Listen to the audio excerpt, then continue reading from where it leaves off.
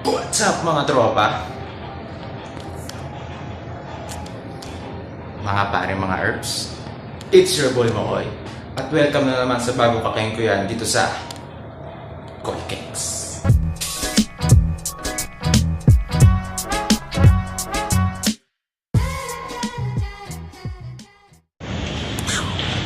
Yun nga po no mga erps. So tulad na pinangako last time, formally ko na kayong introduce kay Kloud. Standing 114 centimeters in height with a weight of 12.5 kilograms and speed of 25 kilometers per hour. Color white. Let's give it up for Kloud, the white. It's going down for real.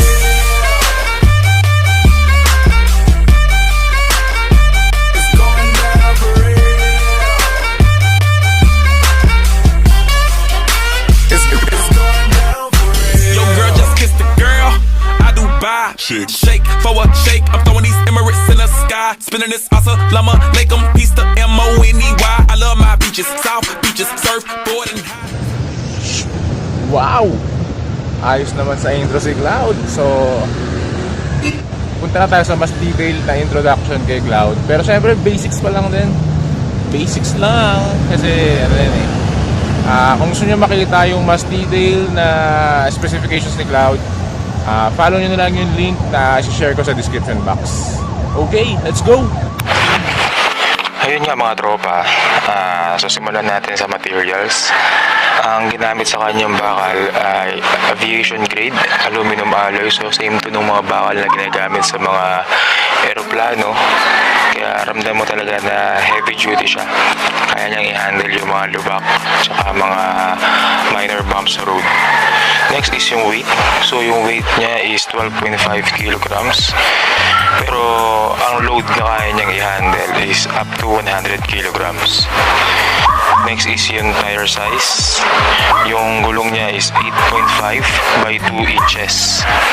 So, medyo maliit lang siya. Kaya yung mga bumps ang kaya din niyang i-handle up to 1 inch, 2 inch siguro yung height. Kung medyo mabagal ka lang, kaya mo iakyat doon. Max speed niya is 25 kilometers per hour. Ito is yung kapag naka-sport mode. So kapag naka-eco mode ka, 18 kilometers per hour lang. Mas mabagal siya, pero mas battery efficient. So mas malayo yung range na mararating mo. And speaking of range, ang distance niya sa isang charge ay umaabot ng 30 kilometers. So ito is yung ideal road condition. So mag-iiba-iba yan, depende sa sitwasyon. So next time itatakal natin ano ba yung ideal condition para magpatakbo ng isang electric scooter. Next is yung battery niya. So yung battery niya, ito yung battery na makikita sa mga rechargeable fan na uso ngayon. Yung maliit na minsan blue, minsan violet, minsan pink.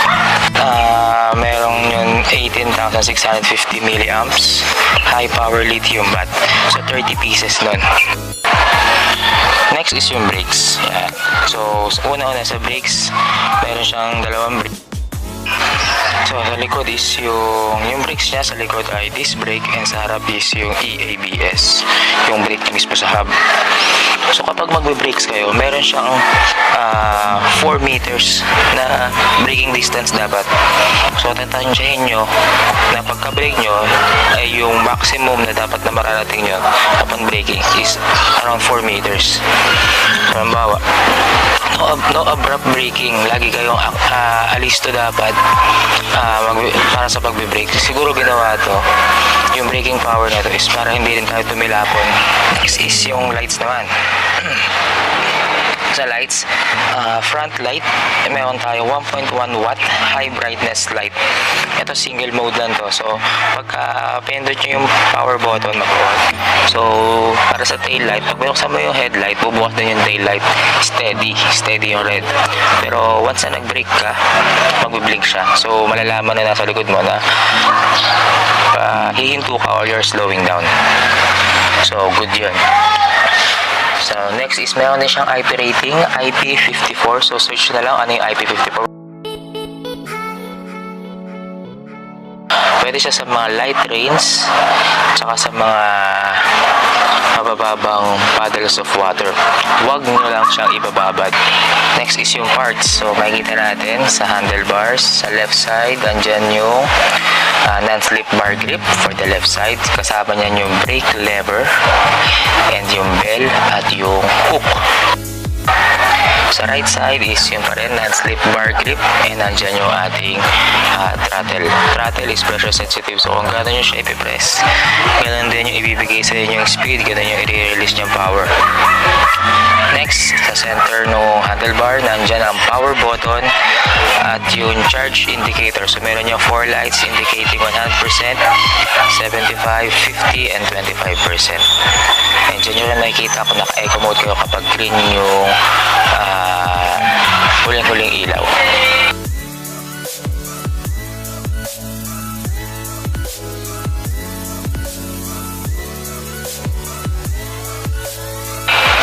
So sa stem, nandiyan ang ating locking mechanism. Nakikita nyo, ayan.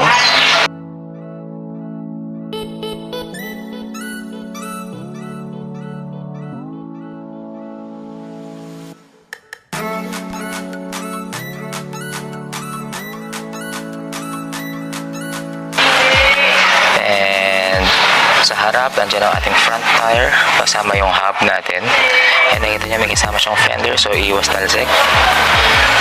And then sa body, nandiyan ang charging port na may kasamang weather protection cap. And nandiyan din ang ating non-slip pad. Nandiyan tayo tumatapak. And nandiyan din ang battery.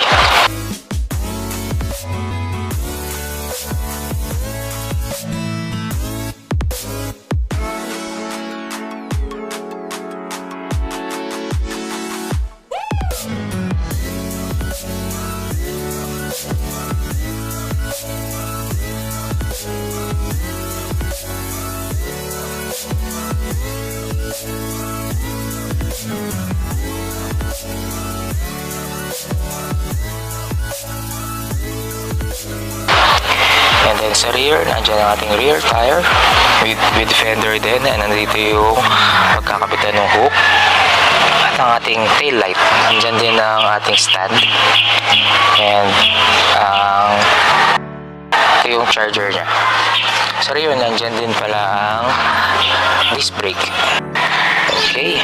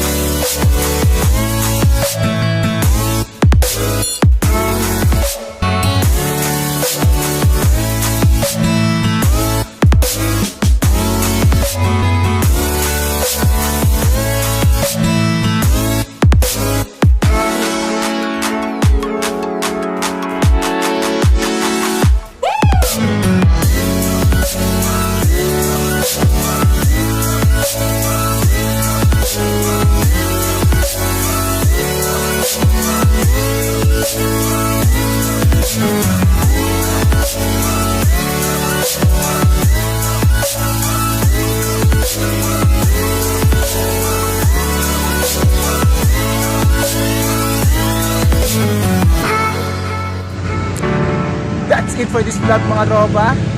Dito ko na muna puputulin ng video. At dahil may pakilala ko na sa inyo si Kloud,